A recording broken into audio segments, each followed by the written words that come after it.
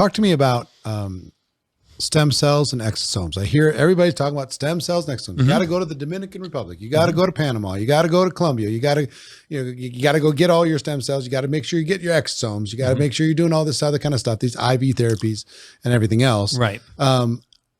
Is that a real thing?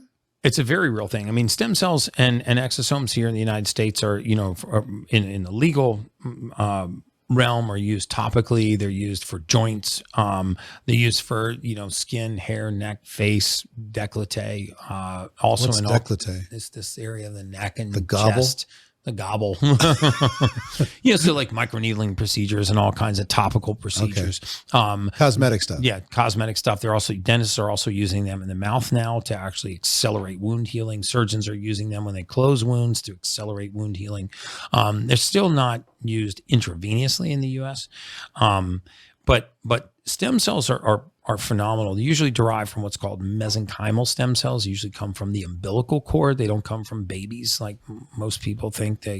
There's a lot of nonsense you hear online that come from aborted babies. They don't. They come from live births where the mother knows her placenta is being donated. And mesenchymal stem cells are capable of differentiating into any cellular structure in the body.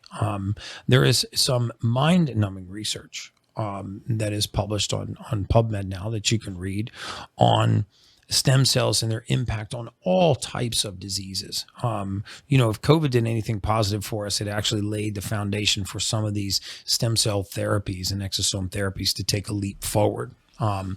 And so you have, stem cells, which are cells that contain DNA. They can repair tissue. They can reduce inflammation. They have all kinds of benefits for human beings. And then there's exosomes, which are little packets of information that are released from stem cells. These are about 1/800th the size of a stem cell. They're generally found to be very pro-growth and anti-inflammatory. They're excellent for skin, collagen, elastin, fibrin.